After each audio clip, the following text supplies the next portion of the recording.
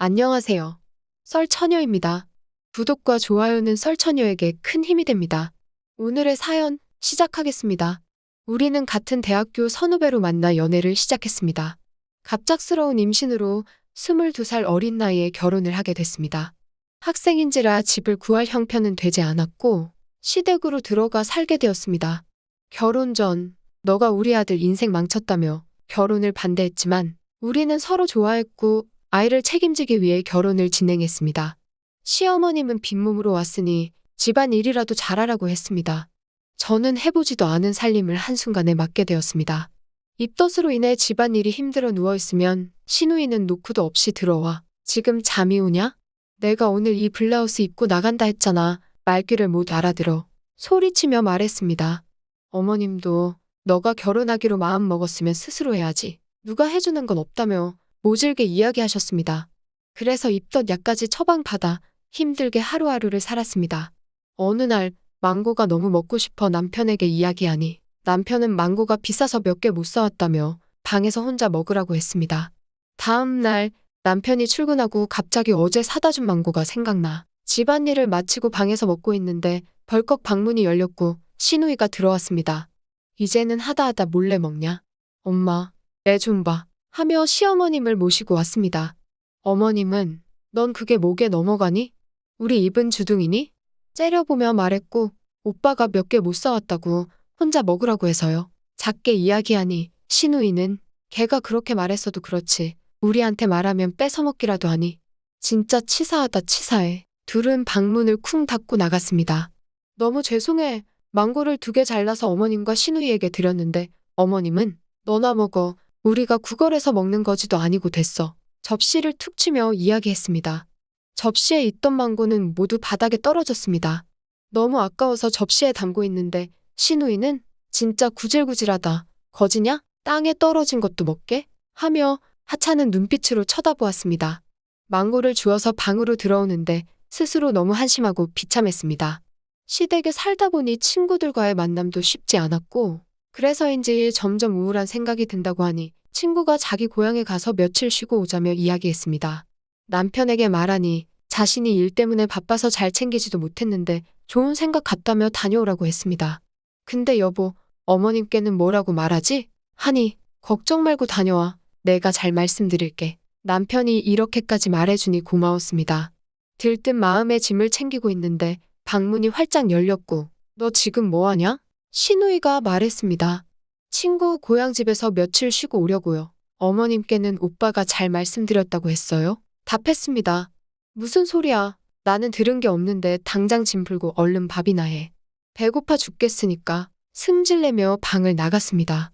저는 남편에게 전화를 걸어 오빠, 시어머니한테 여행 이야기했어? 물어보니 그거 엄마한테 잘 말했는데 왜? 방금 있던 일을 이야기했습니다. 아 진짜 누나 왜 그래? 누나한테 이야기할 테니까 짐 싸던 거 계속 싸? 라고 말했습니다. 남편의 말을 듣고 다시 짐을 챙기고 있는데 다시 방문이 열렸습니다. 너 내가 만만하냐? 곳에 그걸 일러? 그리고 내가 언제 가지 말라고 했어. 배고프니까 밥이나 차리라는 거지. 라며 소리쳤습니다. 아직 밥 시간도 안 되었는데요. 출출하시면 간단하게 드세요. 이따 저녁 차려드릴게요. 라고 대답했습니다. 이게 어디서 말대꾸야. 내가 배고프다면 배고픈 거지. 얼른 차리기나 하라고. 옷가방을 던지며 말했습니다. 기분이 너무 나빴지만 오랜만에 외출을 방해받고 싶지 않아 식사를 차려드렸습니다. 기분 좋게 여행을 다녀와서 잔소리 듣기 싫어. 저녁 늦게까지 밑반찬과 국 등을 만들어 놓고 있는데 시어머님은 아주 놀러 간다고 신났구나. 안 하던 짓을 하고 비꼬며 말했습니다. 그 소리를 듣고 주방으로 들어온 시누이는 곰국, 카레, 너 아주 거기서 살 거냐? 나 똑같은 거 안 먹는 거 몰라? 얄밉게 이야기했고 듣고 있던 남편은 아니 해줘도 왜 이렇게 다들 투덜이야? 라고 한마디 하니 시누이는 아주 부인이라고 끔찍하게 생각하네 하며 주방에서 나갔습니다. 다음 날 잘 다녀오라는 말 대신 돌아오는 날 늦게 오지 말고 후딱후딱 오라는 말뿐이었습니다. 좋은 시간을 보내고 돌아왔는데 집안은 난장판이 따로 없었습니다. 오자마자 짐도 풀지 못하고 청소하는데 정신이 없었습니다. 시어머님은 너는 거기서 살다 올라 했니? 네 집은 여기야 정신 차려야지. 너가 없으니까 집안꼴이 말이 아니다. 말한 뒤 방으로 들어가셨고 신우이는 얼른 음식물 좀 버리고 와. 냄새나서 내가 입덧하겠어. 이야기했습니다. 임신 중이라 힘들었지만 진짜 텔레비전에 나올 법한 집이라 할 수밖에 없었습니다. 친구들은 임신해서 가족들이 많이 도와주겠다 했지만 우리 시댁은 무슨 벼슬이냐며 말이 안 통한다고 하니 아직도 그런 집이 있냐고 의아했습니다. 하지만 제가 선택한 삶이니 받아들이기로 했습니다. 시간이 흘렀고 출산 당일까지도 빨래랑 밥을 완벽하게 해놓고 병원으로 갔습니다. 아이는 건강하게 태어났고 조리원은 물론이고 친정에까지 갈 수 없는 상황이라 퇴원과 동시에 시댁으로 돌아왔습니다. 아이를 출산하신 분은 알 거예요. 지금까지 살면서 이렇게 아픈 고통은 처음 느꼈습니다. 방에서 누워있는데 신우이가 들어와. 야, 며칠 휴가 줬으면 이제 네 할 일 하지. 저를 발로 툭툭 쳤고 아직 몸이 회복이 되지 않아서요. 죄송해요. 이야기하니 너 자연분만이라서 회복도 빠르잖아. 헛소리 하지 말고 얼른 밥 차려. 나 나가야 해. 라고 말했습니다. 진짜 그 순간 눈물이 펑펑 흘렀습니다. 내가 왜 이렇게 살아야 하나 생각도 들었습니다. 그래도 아이를 출산해보신 어머님은 다를 줄 알았으나 세탁기 돌려놨으니까 좀 이따 널어라 하시며 밖으로 나가셨습니다. 내가 도대체 이 집안 며느리가 맞나? 몸종이 아닌가 하는 생각이 들었고 남편에게 이야기하면 자기가 돈이 없어서 미안하다며 얼른 돈 벌어서 독립하자고 말했습니다. 아이를 출산하고 몸조리를 제대로 하지 못해서인지 온몸이 쑤시고 아팠습니다. 붓기는 그대로고 살도 전혀 빠지지 않았습니다. 오히려 더 살이 찌는 느낌이 들어 힘들었습니다. 신우이는 너는 아이 출산한 지가 언젠데 아직도 뚱땡이냐? 조만간 굴러다니겠다 아주? 깔깔거리며 말했고 어머니는 너 설마 멍청하게 둘째 가질 건 아니지? 피임 잘해라 라며 상처되는 말을 아무렇지 않게 퍼부었습니다. 저는 살을 빼야겠다고 결심했습니다. 운동 좀 다녀오게 저녁에 잠깐 아이 좀 봐달라고 하니 우리가 왜 봐야 하냐? 네 애니까 네가 데리고 가라. 매몰차게 이야기했습니다. 공원을 갈 때면 유모차에 기저귀와 젖병을 챙겨 나가야 했습니다. 다이어트 해보신 분들은 아시겠지만 운동한다고 해서 바로 빠지는 게 아닌데 신우이는 솔직히 말해봐. 너 운동한다면서 맨날 나가서 야식 먹지? 혼자 몰래 먹어서 살 더 찐 것 같은데 낄낄거리며 웃었습니다. 같이 웃던 어머님은 너 그렇게 살 안 빠져서 우리 아들이 다른 여자 좋다고 하면 어쩌냐? 우리 손자도 날씬한 엄마를 훨씬 좋아할걸 하며 저를 비웃었습니다. 아무렇지 않게 상처 주는 말을 하는 두 사람이 너무 미웠습니다. 방에서 스트레칭을 하고 있는데 남편의 핸드폰이 울리기 시작했습니다. 여보세요 하고 전화를 받았는데 웬 여자 목소리가 들렸습니다. 자기야 하는 소리가 들렸습니다. 자기요? 라고 말하니 상대방은 누구세요? 그거 우리 자기 핸드폰인데? 라고 대답했습니다. 순간 머리가 띵했고 저도 모르게 전화를 끊어버렸습니다. 그리고는 정신 차리고 그 여자 번호를 제 핸드폰에 적어 놓았습니다. 잠시 후 남편이 들어왔으나 저는 아무 일 없었다는 듯이 행동했습니다. 잠이 드는 순간까지도 그 여자의 목소리가 귀에 맴돌았습니다. 남편이 잠들고 나서 핸드폰을 몰래 봤습니다. 비번을 알고 있기에 눌러서 들어가니 믿고 싶지 않은 사진들과 대화들이 넘쳐났습니다. 저는 모조리 저에게 전송했고 눈치채지 못하게 모두 삭제했습니다. 믿었던 남편이 바람이라니 누굴 믿고 살아야 하나 생각해 하염없이 눈물이 났습니다. 의지할 곳이 없어 친한 친구에게 지금까지 있었던 시댁 이야기와 남편의 이야기를 했습니다. 친구는 이모가 변호사라며 저를 소개시켜줬습니다. 선임 비용이 비쌀 것 같아 고민하니 이모님은 그딴 쓰레기 같은 곳은 탈출해야 된다며 무료로 해준다고 하셨습니다. 그렇게 카톡 증거와 시댁의 모진 시집살이 등을 모두 기록하고 전달했습니다. 저는 더욱 열심히 살아야겠다 생각해 다이어트는 물론이고 아이를 어린이집에 맡긴 후 일자리도 알아보았습니다. 어머님은 대학도 제대로 졸업 못한 너를 써줄 때가 있니? 라며 비꼬았고 신우이는 진짜 주제 파악이나 하고 살림이나 하지 라며 말했습니다. 좋은 자리를 소개받아 드디어 출근을 하게 되었습니다. 너가 일한다고 해서 집안일을 안 하는 건 아니다. 어머님이 말씀하셨고 저도 돈 벌어오는데 왜요? 집에서 놀고 있는 형님이 하셔야죠. 라고 대답했습니다. 누가 놀아? 나도 취직하려고 알아보고 있는데 소리치며 말했고 과일을 먹고 있던 포크를 저에게 던졌습니다.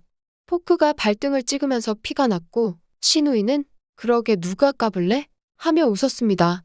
저건 사람이 아니구나 생각이 들었고 바닥에 떨어진 포크를 집어 던져버렸습니다. 까악하는 소리와 함께 형님 얼굴에는 작은 스크래치가 났습니다. 그러게 잘 피하셨어야죠. 라고 말하니 옆에 있던 남편은 이게 예쁘다 예쁘다 해줬더니 눈에 뵈는 게 없냐? 감히 우리 누나한테 포크를 던져? 소리치며 말했습니다. 먼저 맞은 사람은 나야. 나 다친 건 안 보여. 라고 이야기하니 누나 얼른 가서 밴드 붙여. 그리고 여보 아무리 그래도 똑같이 던지는 건 아니지. 라고 했습니다. 참고 있던 화가 폭발했습니다. 야, 내가 호구로 보이니 이딴 거지 같은 곳에 이딴 대우받으려고 내가 그동안 참고 살았겠냐? 우리 아이랑 너 생각해서 참은 거잖아. 이 머저리야. 소리치며 말했고 이어서 이혼하자. 더 이상 이런 집안과 오빠랑은 못 살겠어. 라고 말했습니다. 남편은 갑자기 이혼이라니 말이 되냐고 이야기했습니다. 내가 이 집 살면서 당한 수모를 옆에서 보고도 몰라서 그래.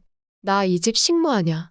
그리고 니놈 바람 피는 거 다 알고 있어. 남편은 당황해서 아무 말도 못했고 어머님은 너가 오죽 못나면 내 아들이 바람을 피냐? 그리고 애 딸린 미혼모가 나가서 아이랑 둘이 살 수나 있을 것 같아? 라고 말했습니다. 능력도 없는 무책임한 아들놈이랑 함께 사세요. 저는 이 구질구질한 집구석에서 나가드릴 테니 하고 짐을 싸서 아이와 나왔습니다. 변호사 이모 덕분에 이혼은 잘 해결됐고 위자료와 양육비까지 받게 됐습니다. 시누이와 시어머니는 억울하다며 울면서 호소했지만 소용없었습니다. 그 이후 저는 누구보다 열심히 살았습니다.